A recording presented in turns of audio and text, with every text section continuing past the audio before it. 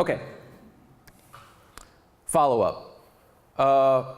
You want to reach out 1 to 2 weeks in advance of your launch. You want to follow up after a few days, and again the day before your news date. So in total, you're probably emailing each individual maybe 3 times, maybe 4 times.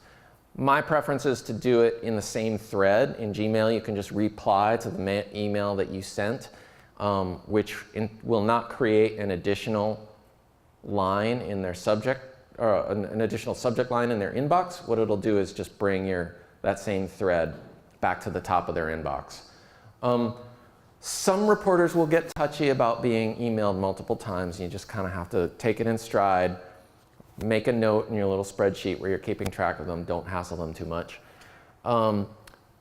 Just understand, like I think most reporters will understand that, they're not reading everything. If you have actually done your homework and you're actually emailing something that you legitimately think is relevant to them, emailing them multiple times is a way to get through the noise. Just don't do it like every day for a week. Okay, be flexible. I said email them at first a couple weeks in advance, but be flexible about your launch date. If somebody at TechCrunch says they want to write your story, but maybe they can't do it by Thursday, which is when you're launching, be like, okay, let's work on this. It's okay to if you get live interest, especially at your stage, if you get interest from a live reporter, go with it and let them set the schedule within reason if they're willing to. Okay, and if you don't get interest, blog it or share it, put it up on your Medium account, and then blast it out to your own network, and then repeat the process next month. So the idea here being, you're gonna build a relationship with specific reporters.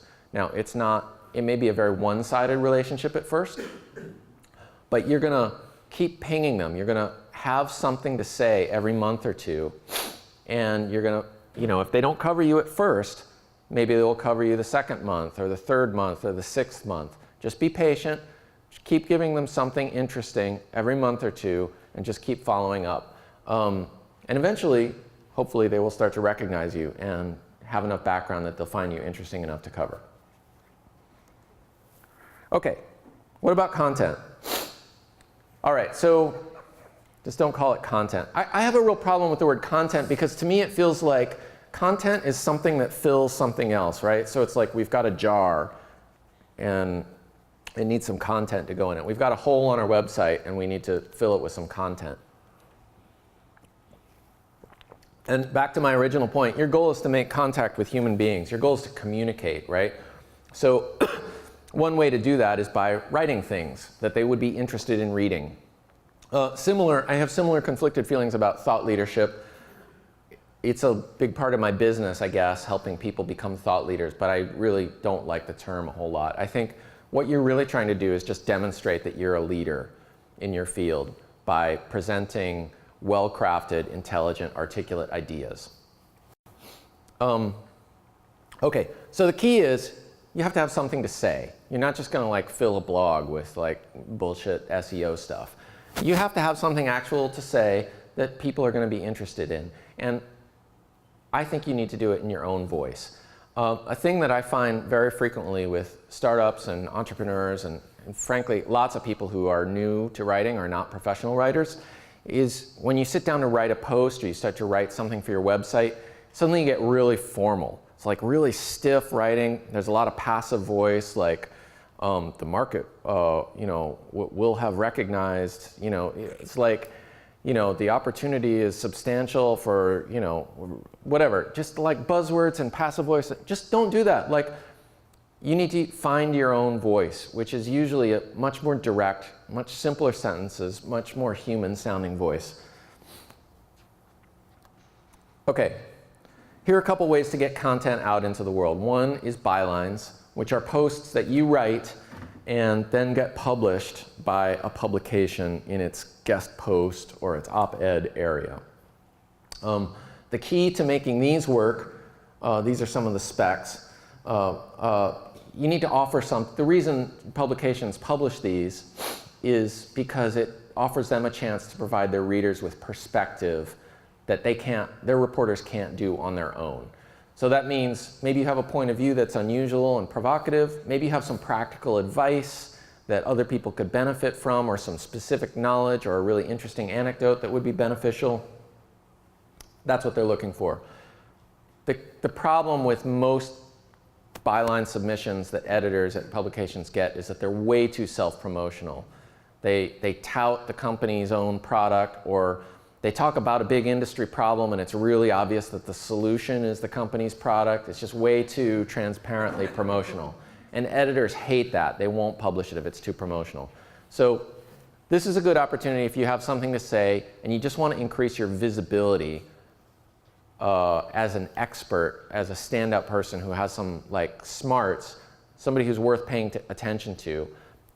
And the benefits will be indirect. The benefits are very real, but the benefits to your startup will be indirect because it's not going to be a direct promotion of your product, your market, your funding, what have you.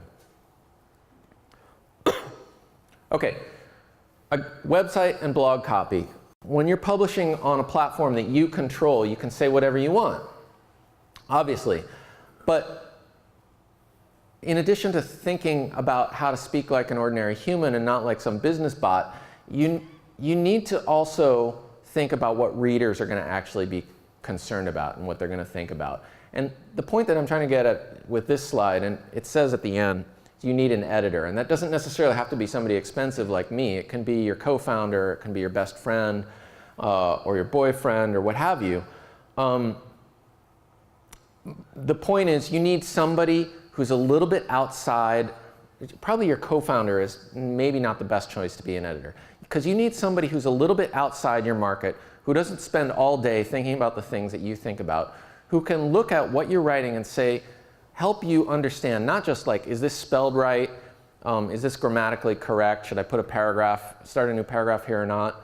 You want somebody who can say, this is interesting to me, or this would be interesting to somebody who, is not thinking about it 24/7.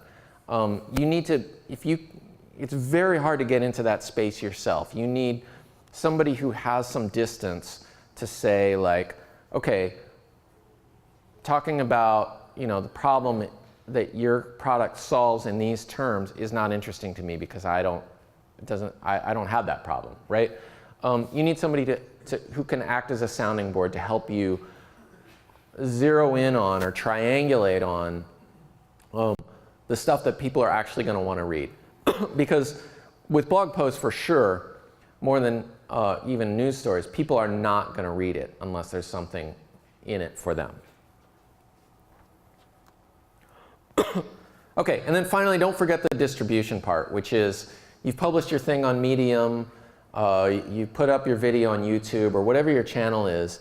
You want to then use your social media strategy, even if it's a seat of the pants strategy, to get the word out.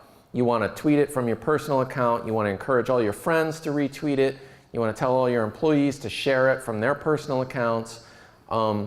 But you also need to be present and engage with your company's account in whatever these networks are. You don't want to just be like the corporate robot that's sitting there broadcasting the corporate message, right? You want to be engaging with people. You want to be following other people. You want to identify who the influencers are and follow them and retweet them and reply to them occasionally, so that you start to build relationships with these people in the social media that matter to your market.